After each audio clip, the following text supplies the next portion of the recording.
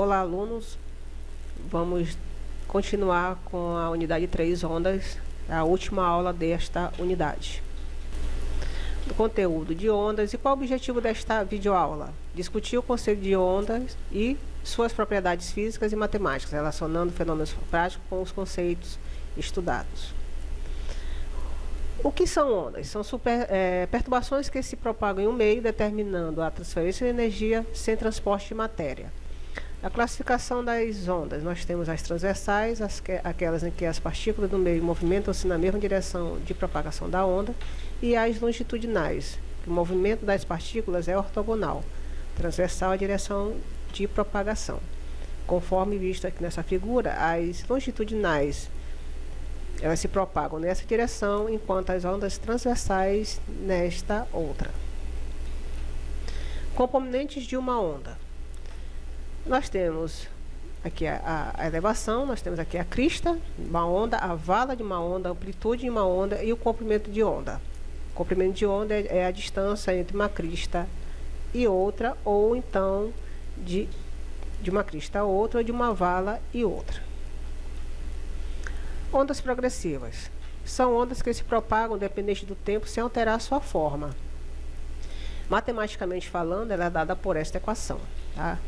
É alguma coisa, né? É uma função relacionada em termos de um cosseno ou de um seno. Aqui nós vamos trabalhar com cosseno, né? Nesta equação nós temos que a amplitude é dada por yn, o comprimento de onda, que é a distância entre duas cristas, ou dois vales ou valas, né, consecutivos, dado por lambda.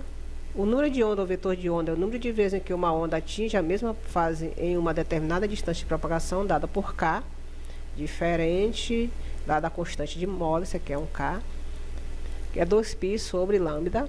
Período e frequência, tá? Frequência é o inverso do período, tá? Ou então ômega sobre 2π. A frequência angular, que é 2π sobre t, e a velocidade de fase, que é lambda sobre t, ou então ômega sobre k. Aplicações de ondas progressivas: identifique e calcule as várias grandezas associadas à onda desse tipo, né? Y de xt, que é 0,02 cosseno do argumento, que esse argumento é 0,250x menos 50t mais π sobre t. A solução: o que a gente pode tirar desta onda? Aqui nós temos que a fase inicial é φ, a fase inicial φ0, que é π sobre 3, né? Tá aqui. A amplitude é 0,02 metros. O vetor de onda é 0,250 metros, é menos 1. Tá? Aqui repetindo novamente, fase inicial. A frequência angular, que é de 50 segundos a menos 1, tá aqui. A velocidade da onda a gente pode calcular, que vai dar 200 metros por segundo. O comprimento de onda também, que a gente pode calcular. Tá? Se eu tenho k, então eu calculo o comprimento de onda, que dá 25,1 metros. E a frequência, eu já tenho um ômega, dividindo por 2π, eu tenho 7,96 segundos a menos 1. A superposição de ondas. O princípio da superposição de onda diz que se duas ondas de funções de onda, y1 e y2, se propagam no mesmo meio, o resultado, denominado onda resultante, é uma onda de função de onda dada por yt igual a y1 xt mais y2 xt. Então, nós temos duas ondas, tá, se propagando em direções, sentidos contrários, tá? E quando elas se encontram, elas se somam aqui, que a gente vai ver lá na frente a interferência construtiva, tá? E depois elas se separam, tá, com a mesma amplitude de antes. Interferência de ondas: quando duas ou mais ondas progressivas se superpõem, dando o fenômeno chamado de interferência. Então, como foi visto, que o somatório dessas duas ondas, tá, resulta em A1 cosseno de kx menos ωt mais A2 cosseno de kx menos ωt. Tá? Verifica que nós temos o mesmo vetor de onda e a mesma frequência.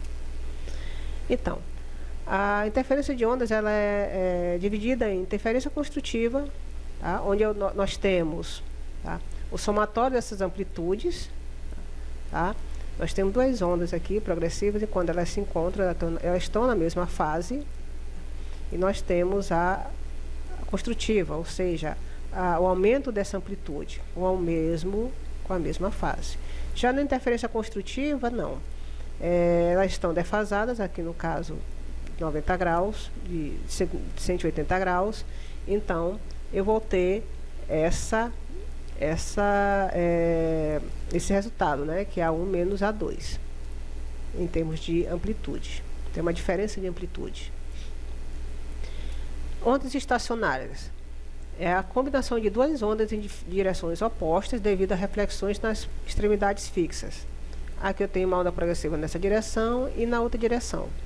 Quando eu faço essa combinação, eu tenho uma onda estacionária, tá?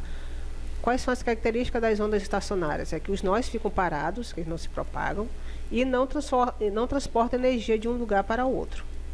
Considerando duas ondas de mesmo comprimento de onda e mesma amplitude se propagando em sentido oposto, nós temos essas situações, tá?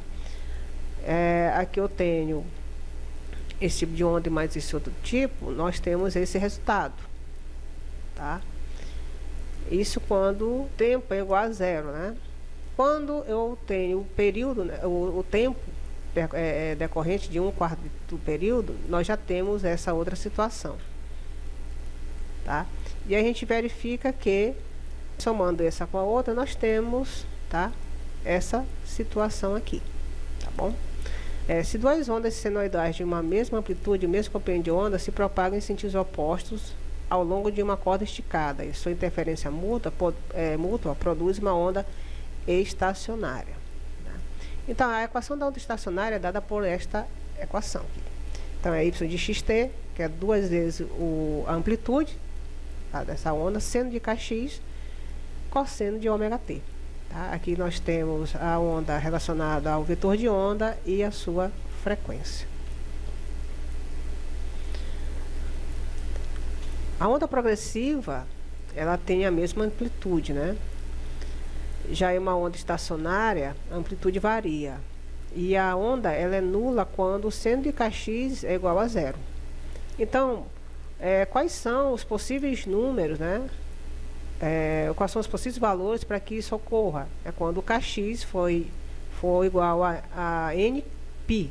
E esse n ele vai variar, ele pode ser 0, 1, 2, 3 e assim sucessivamente. Sabendo que o vetor de onda é dado por 2p sobre L, tá? Temos que o x é igual ao n vezes o comprimento de onda, a metade do comprimento de onda, tá? Onde esse n pode ser 0, 1, 2, 3, que são os nós da minha onda estacionária e, portanto, a amplitude é nula. A amplitude da onda estacionária é máxima quando o seno de kx é igual a 1. Então, esses valores são quando o kx for igual a 1 meio, a metade de π, 3π sobre 2, 5π sobre 2. Então, se a gente for escrever a relação que determina todos esses valores, eu tenho que kx é igual ao n mais 1 meio de π. Mais uma vez, sabendo que k é 2π sobre L, temos que o x é dado por esta relação, onde n é igual a 0, 1, 2, 3. Esses são chamados os antinós da onda estacionária e, portanto, a amplitude é máxima. A velocidade da onda em uma corda. A velocidade da onda depende somente das propriedades do meio no qual a onda se propaga. Considerando o segmento curto de uma onda de comprimento ΔS, que forma o arco aproximado de um ângulo de raio R, este segmento tem uma aceleração centrípeta de V ao quadrado sobre R, que é fornecida pela componente da força T da corda, né, na corda em cada extremidade do segmento, tá? Conforme aqui o esquema. Nós pegamos pequeno segmentozinho da corda, né, ela tem uma oscilação, né, uma onda. E então, quem que vai ser? Aqui eu tenho uma tensão, que é a tensão da corda. Nós temos o θ, que é essa inclinação dessa corda. Nós temos a força peso, né, desse segmento de corda, tá? Relacionado a um ponto, né, a um ponto, vamos dizer assim, um ponto fixo, né? Porque aqui a gente já quer um segmento, né, uma circunferência, aqui seria o raio, né? Então, a velocidade desta onda, ela vai estar relacionada com a tensão na corda e com o μ, que é uma massa por unidade de comprimento, é uma densidade de massa, né? Então, quem vai ser a velocidade da onda em uma corda vai ser a raiz quadrada da tensão sobre essa densidade de massa por unidade de comprimento.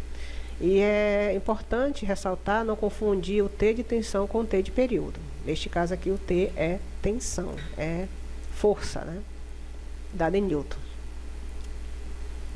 Aplicações de ondas, desse assunto ondas. Um cabo uniforme tem massa de 0,3 kg e um comprimento total de 6 metros. A tensão é mantida no cabo pela suspensão de um corpo de massa de 2 kg por uma das extremidades do cabo, de acordo com a figura, né? Encontre a velocidade de um pulso nesse cabo. Suponha que a tensão não é afetada pela massa do cabo. Então, de acordo com o esquema, né, nós temos aqui 5 metros de distância da parede, né, da parede até a polia, e nós temos mais um metro de cabo até a massa, que mede 2 kg. Então, quem vai ser essa tensão? Se a gente fosse fazer o diagrama de força, como a gente viu lá no assunto de equilíbrio dos corpos, né, corpos rígidos, nós teremos o T aqui, mais a força peso, né, contrária à tensão, e também aqui nós teríamos mais uma tensão e também a tensão desta situação aqui. Mas aqui a gente só precisa saber quem é a tensão. A tensão em relação a esse corpo vai ser igual ao peso desse corpo. Então a tensão vai ser igual a mg. Então 2 vezes 9,8 fica 19,6 newton. E quem vai ser a densidade de massa? Vai ser a massa, né? A massa do cabo pelo comprimento do cabo, né? Que vai dar 0,3 sobre 6, que é 0,05 kg por metro. Então, quem vai ser a velocidade dessa onda nesse cabo? Vai ser a raiz quadrada de T, né, sobre a densidade de massa, que vai dar 19,8 metros por segundo. Então, concluímos mais uma unidade, tá? Eu espero que os senhores tenham entendido um pouco sobre todos esses 4 assuntos que são extensos, mas com o material que for disponibilizado, acredito que vocês tenham um entendimento melhor sobre esses assuntos. As referências, a gente já sabe que são a de Halliday, do Nassau-Weig, o Tipler, o Chaves, o Sears, o Silvey, o McKelvey, Bauer, o Keller e o Knight. O que vale não é o quanto se vive, mas como se vive. Martin Luther King. Bons estudos e até a próxima unidade.